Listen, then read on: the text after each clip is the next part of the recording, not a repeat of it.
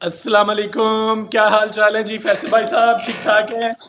वालेकुम अस्सलाम जी, बिल्कुल ठीक ठाक। अदील आपकी वालेकुम तबीयत शबीयत सलाम। ठीक है?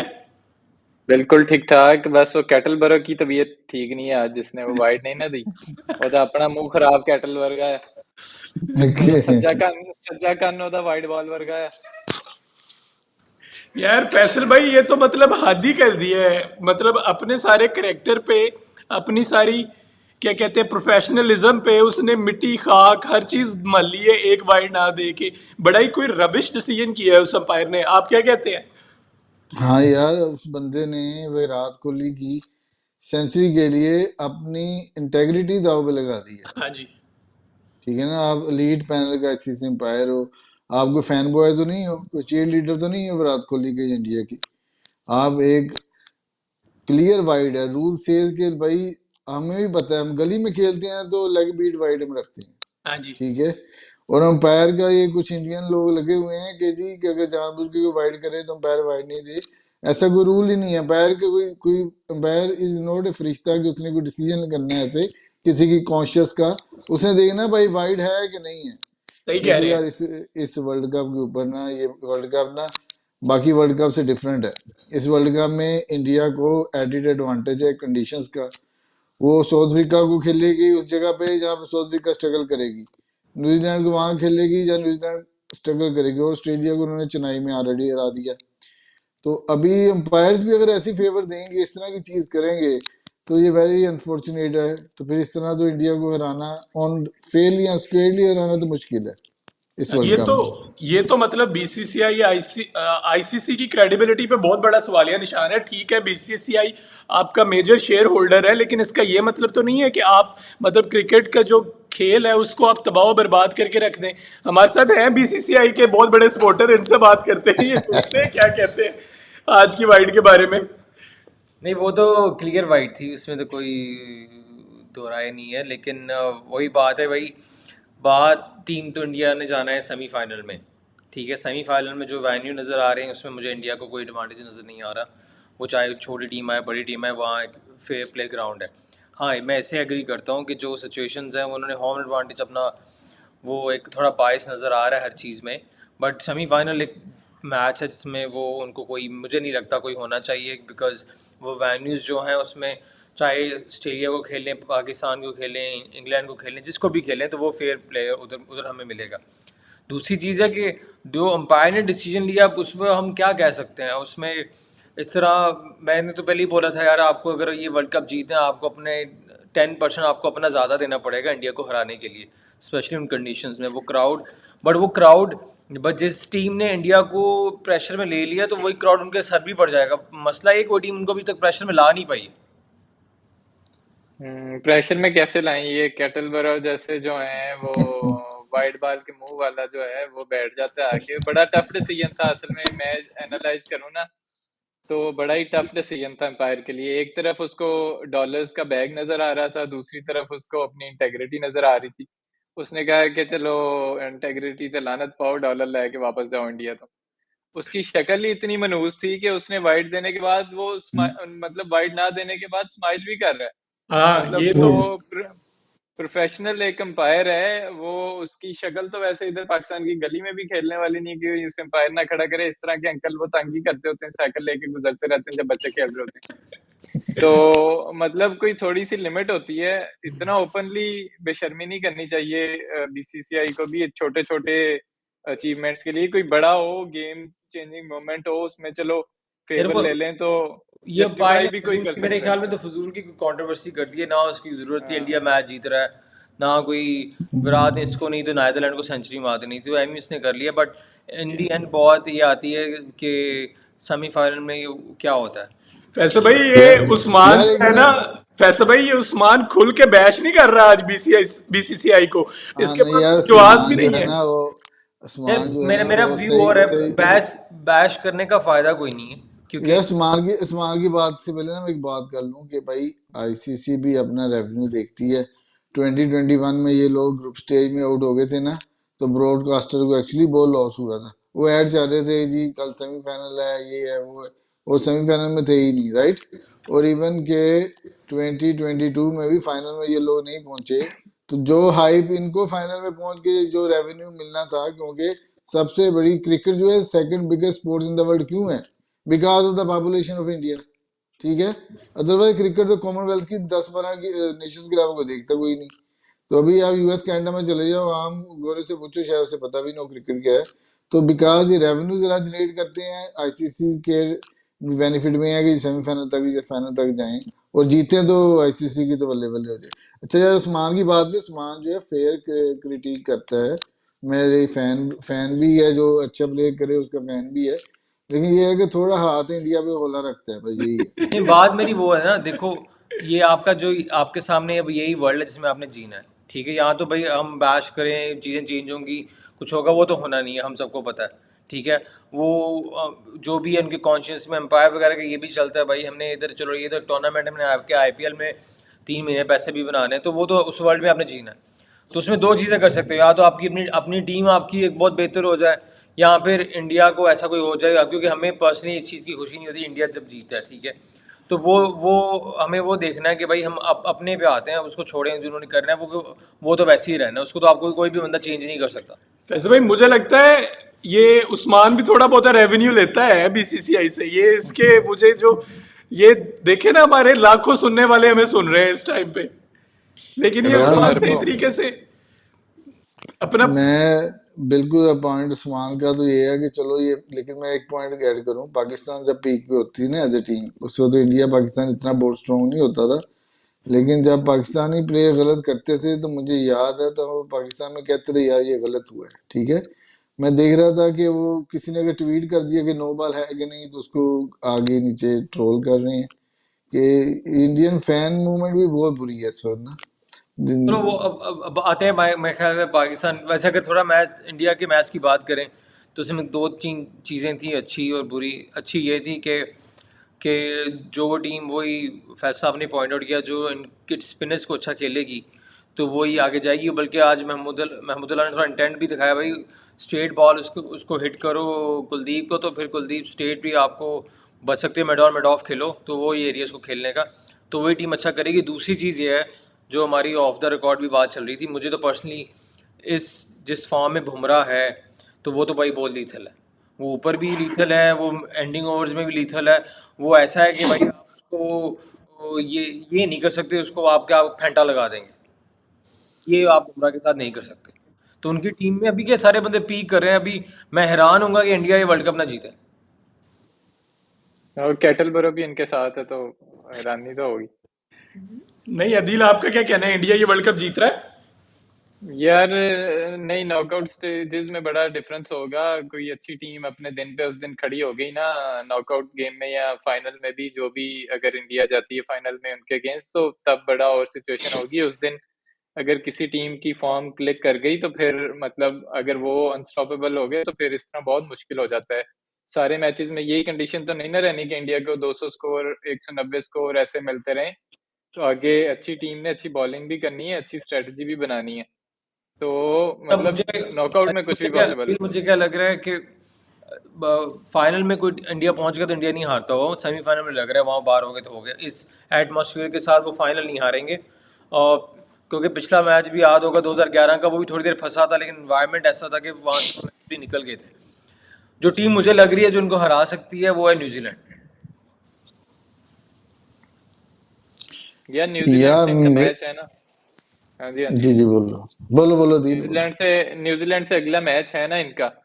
तो थोड़ा आइडिया हमें हो जाएगा कि न्यूजीलैंड मतलब अपनी उसी परफॉर्मेंस पे रहती है, या वो भी जरा चोक करती है अंडर प्रेशर या क्राउड, इस तरह की चीजें देख के। तो उसमें काफी हद तक आइडिया हो जाएगा कि हमें एक अच्छा मैच इंडिया का मिल रहा है। मतलब इस टाइम सबसे स्ट्रांग वही है। अनफॉर्चुनेटली पाकिस्तानी टीम भी उतनी स्ट्रांग नहीं थी उनके मैच के साथ। तो न्यूजीलैंड के मैच में एक उनका पहला अच्छा टेस्ट होगा अभी तक के ग्रुप स्टेज में।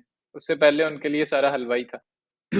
अच्छा चले फैसल भाई, हम थोड़ा आगे बढ़ते हैं। और कल क्योंकि पाकिस्तान का बड़ा क्रूशल मैच है, और एक जी तरह जी से अगर अगर पाकिस्तान कल का मैच जीता है तो एक तरीके से वो उसकी गारंटिंग टिकट भी है कि वो टॉप 4 में ही रहेगा, ठीक है। तो हम अपने जो पाकिस्तान का मैच है उसको डिस्कस करते हैं, क्योंकि आपकी और उस्मान की शर्त भी बहुत बड़ी लग गई हुई है टॉप 4 पे। तो ये मैच बड़ा क्रूशल है। तो आप बताएं कि कल पाकिस्तान की टीम किस प्लेइंग 11 के साथ आ रही है आपके ख्याल में? आपके सोर्सेज क्या कह रहे हैं? यार अभी तो मैंने आपको सोर्सेज शेयर भी किए थे, क्योंकि इंजरीज कंसर्न है। टोटल 13 प्लेयर अवेलेबल है। फखर जमान तो आउट हो गया कपल ऑफ वीक्स के लिए, ठीक है। ठीक है। उसकी तो एंजल एंजल जो एंगल इंजरी थी वो दोबारा रिसर्फेस हो गई है। ठीक उसके है। अलावा बाकी आगा है नहीं, उसको भी वो फ्लू है। ठीक तो है। तो नवाज फिर शदाब को वैसे ड्रॉप कर रहे हैं, तो शदाब की जगह आ जाएगा दूसरा सामा मीर, और बाकी टीम सेम ही है।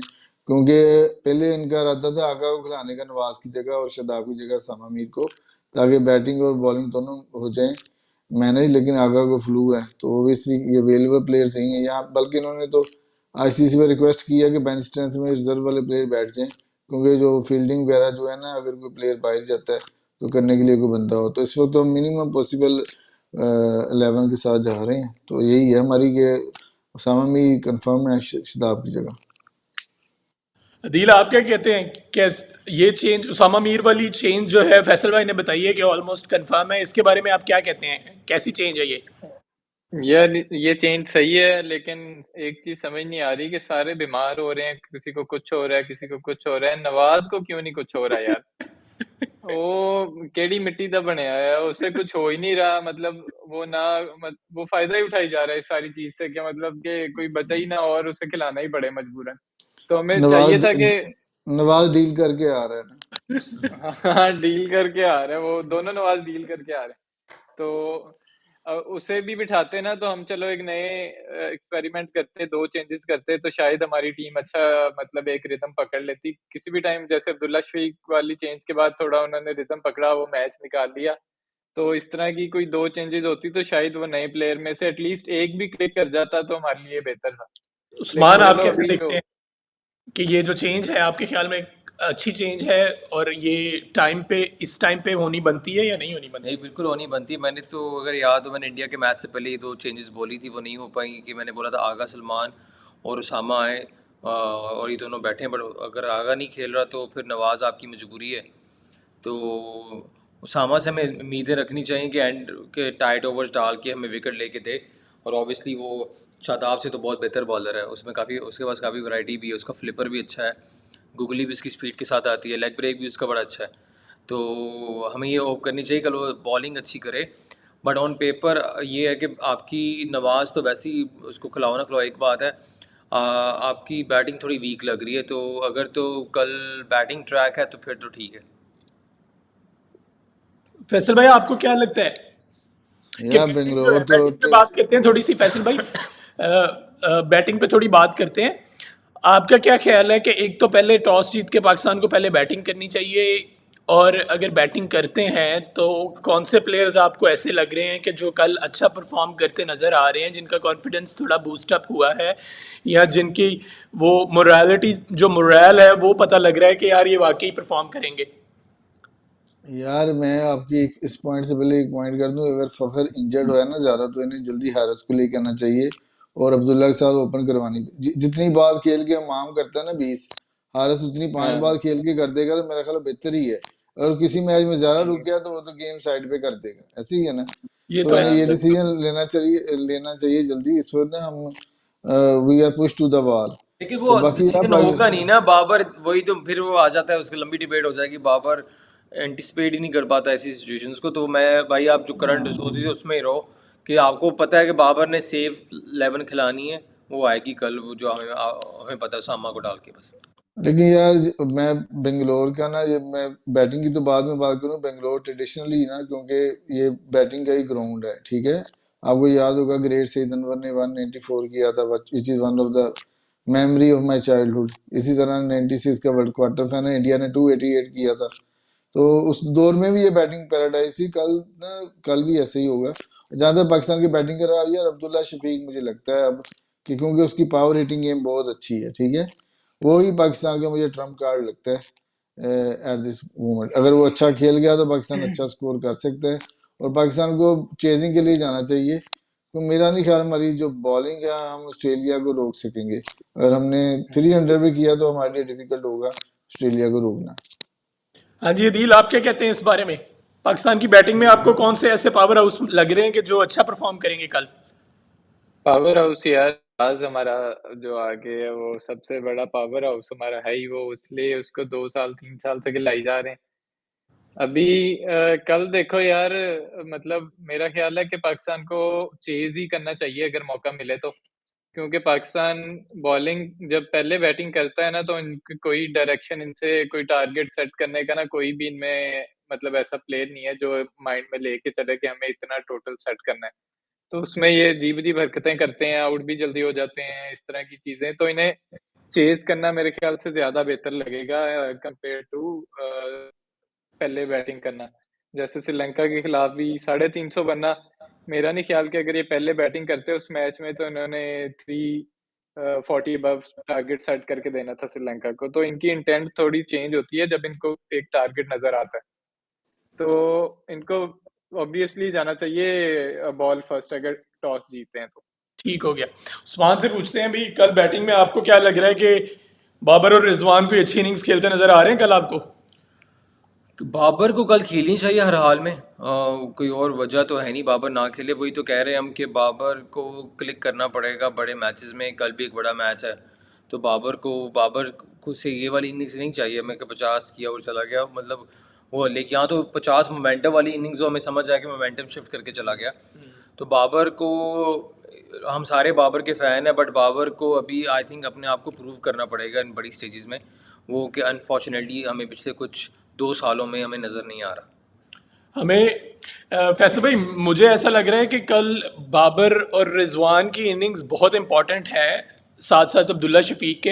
अगर वही जैसे उस्मान ने बात की है कि अगर ये हमारे जो हम ट्रम्प कार्ड प्लेयर्स कह रहे हैं, अब्दुल्ला शफीक हो गया, बाबर आजम हो गया, रिजवान हो गया, और साउथ शकील को भी मैं अंदर ऐड करता हूँ, या इफ्तिखार चाचे को भी मैं अंदर ऐड करता हूँ, क्योंकि कल ऑस्ट्रेलियन एक पेस अटैक है और पेस के खिलाफ इफ्तिखार बहुत अच्छा प्लेयर माना जाता है। तो अगर ये क्विक 50s भी करते हैं ना सारे, बजाय इसके कि अगर आप 100 के लिए नहीं भी हम इनको कहते, तो वो क्विक 50s ऐड ऑन हो के अगर एज अ बैटिंग यूनिट सब हर बंदा परफॉर्म करता है, तो मेरे ख्याल में हम काफ़ी अच्छा टारगेट सेट कर पाएंगे या आसानी से चेज कर पाएंगे। तो आपको लगता है कि इंशाल्लाह फिर कल का मैच हम जीत रहे हैं? यार बाबर के बारे में ना, अब इस वक्त तो ही मेरा one of the favourite batsman है, लेकिन अभी ना मुझे ना उसके बारे में वाइब्स अच्छी नहीं आ रही। उसकी वजह ये है कि वो कैप्टनसी उसे हो नहीं रही, उसकी वजह से वो प्रेशर बहुत ले रहा है बैटिंग का। तो मुझे तो बाबर की कोई इनिंग इसमें कल के मैच में नजर नहीं आ रही, और मुझे लगा कि कोई जिताएगा तो रिजवान जिताएगा, अब्दुल्ला जितवाएगा, इवन के सऊदी या चाचा कोई अच्छी इनिंग खेल देंगे। तो अच्छा। मैच तो यार मैच तो मैं यही कहूंगा कि ऑस्ट्रेलिया फेवरेट है, क्योंकि अच्छा। मेरे तो जो मैंने बनाया था कि पाकिस्तान का, न्यूजीलैंड को पाकिस्तान हरा सकता है, साउथ अफ्रीका को हरा सकता है, मेरे माइंड में ये था कि ऑस्ट्रेलिया जीतेगा हमसे, आई थिंक। ठीक हो गया।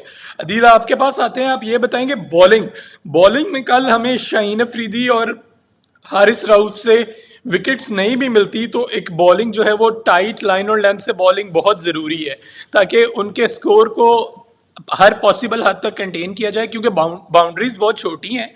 तो इवन मिस हिट्स जो हैं वो भी छक्के हैं यहाँ पे इन ग्राउंड्स में।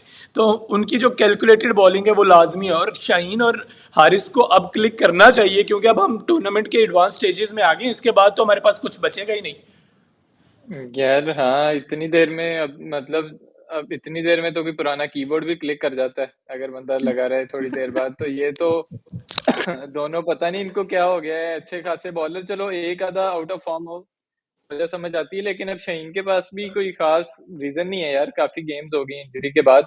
अगर तो वो अनफिट था तो पहले बोर्ड को डिसीजन लेना चाहिए था, बैठना चाहिए था। अब उसको अपनी जो फुल स्ट्रेंथ है उसके साथ जाना चाहिए। अब चलो ये नहीं होता कि मारनी पड़ेगी, मार पड़े, लेकिन वो रिदम वो नज़र आना चाहिए उसमें भी। और हारिस रऊफ में भी वो नीदरलैंड्स के मैच के अलावा हारिस रऊफ में भी वो वाला मतलब पैशन, वो जो जिस तरह बॉलिंग करता है उसके अंदर एक गुस्सा, एक एग्रेसिवनेस होती है, वो भी थोड़ा डाउन ही है। मतलब वो उस तरह के स्पेल नहीं कर रहा जिसमें वो बॉल करके फुल एग्रेसिव नज़र आ रहा होता है। तो उसको कल शो करनी चाहिए। ये प्लेयर सारे थोड़ी-थोड़ी अपनी वापस इस तरह की जो यूजुअल प्लेइंग उसमें इनके मतलब एटीट्यूड्स हैं उसमें आएँगे तो पाकिस्तान के चांसेस हैं, वरना तो फिर कल का मैच जीतना इम्पॉसिबल है इनके लिए, और फिर अगले चलिए मैच भी उस्मान इम्पॉसिबल।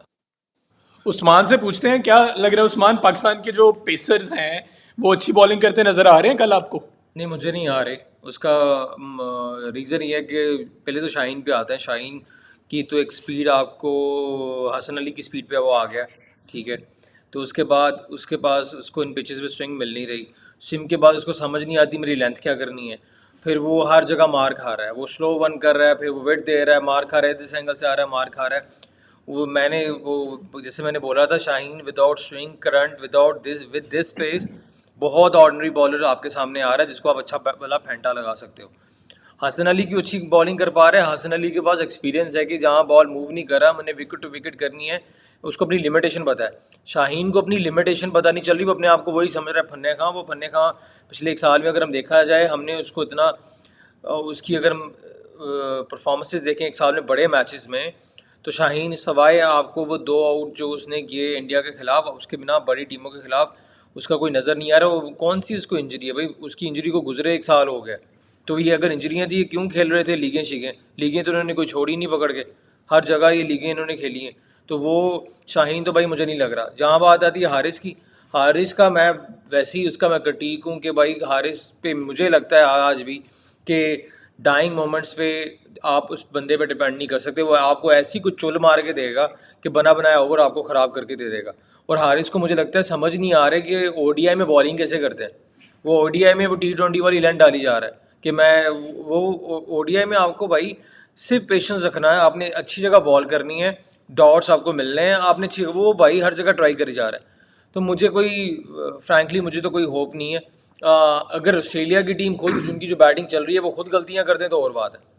फैसल भाई, शाहीन ठीक है, हमारे पेसर्स अच्छी फॉर्म में नहीं है, लेकिन हमारे पेसर्स जो हैं वो इस आईसीसी टूर्नामेंट से पहले एक बड़ा पावर हाउस रहे हैं, लाइक बॉलिंग का बड़ा स्ट्रॉन्ग यूनिट रहे हैं, और उन्होंने बड़ी अच्छी परफॉर्मेंसेस भी दी हैं हर जगह पे।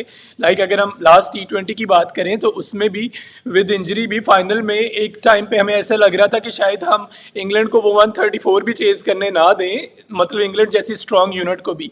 लेकिन बात मैं ये कह रहा हूँ कि मतलब ये दोनों फाइटर हैं, हारिस रऊफ भी और शाहीन भी, और हमारे हीरोज भी हैं, और इनको अब कम बैक करना चाहिए। आपको क्या लगता है कि शाहीन कम बैक कर सकेगा कल या नहीं? क्या कहते हैं आप इस बारे में?